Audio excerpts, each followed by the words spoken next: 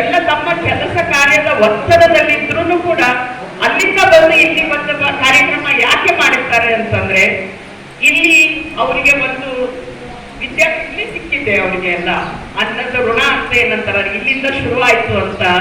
ಅವರು ಇಲ್ಲಿ ಯಾಕೂ ಬರ್ತಿಲ್ಲ. ನಾವೆಲ್ಲರೂ ಇಷ್ಟು ಜನ ಇದ್ದೀವಿ, ಒಬ್ರಿಗಾದ್ರೂ ಏನಾದ್ರೂ ನೆನಪಿದೆಯಾ? ಯಾರು ನಿಮ್ ಗುರುಗಳನ್ನ ನೆನೆಸ್ಕೋತೀರಾ? ಯಾರು ನಿಮ್ ಗಂಡನ್ನ ನೆನೆಸ್ಕೋತೀರಾ? ಯಾರು ನೀವು ಅಕ್ಕಪಕ್ಕದವ್ರನ್ನ ನೆನೆಸ್ಕೋತೀರಾ? ಯಾರೂ ಇಲ್ಲ.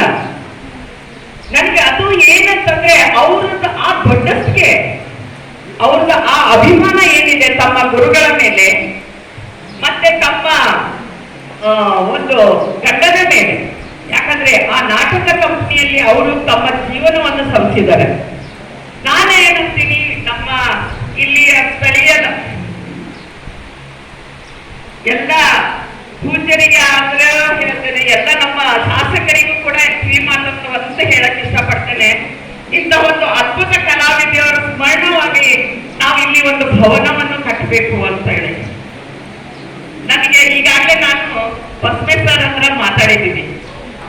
ಬಸವೇಶ್ವರ ಹತ್ರ ಇದನ್ನೇ ಮಾತಾಡಿದ್ದೀನಿ. ಯಾಕಂತಂದ್ರೆ ಇಂತಹ ಒಂದು ಅದ್ಭುತ ಕಲಾವಿದೆಯನ್ನು ಯಾರೋ ಒಬ್ರು ಮಾಡೋಕ್ಕಿಂತ ನಮ್ಮೂರಿನಲ್ಲಿ ನಾವು ಅಭಿಮಾನ ಪಟ್ಟು ನಮ್ಮ ಮನೆ ಮಗಳು ಅಂತ ನಾವು ಅವರು ಹೇಳ್ಕೊತಾರೆ.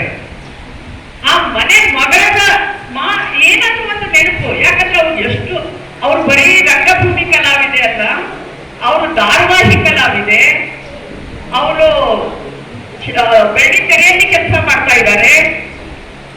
ನಾವ್ ಏನ್ ಮಾಡ್ತಾ ಇದ್ರಿ? ವರ್ಷಕ್ಕೊಂದು ಪಾಪ ಅಲ್ಲಿಂದ ಬಂದು ಅವ್ರ ಕಾರ್ಯಕ್ರಮ ಮಾಡ್ತಾರೆ, ಬರ್ತೀವಿ ಹೋಗ್ತೀವಿ.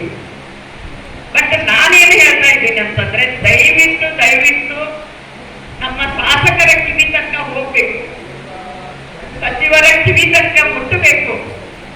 ಯಾಕಂದ್ರೆ ನಮ್ಮಲ್ಲಿರುವಂತ ಈಗ ನಾಟಕ